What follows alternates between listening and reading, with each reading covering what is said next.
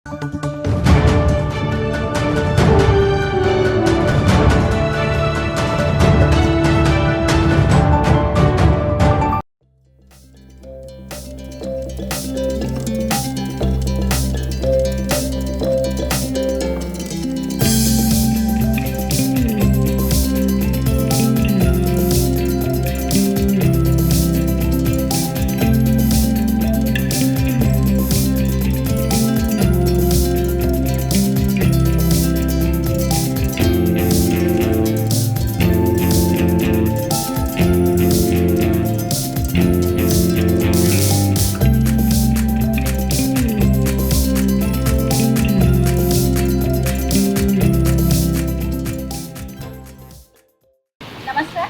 मी सौ विनायक उदय पाटील, ओबीसी जिल्हाध्यक्ष महिला मोर्चा।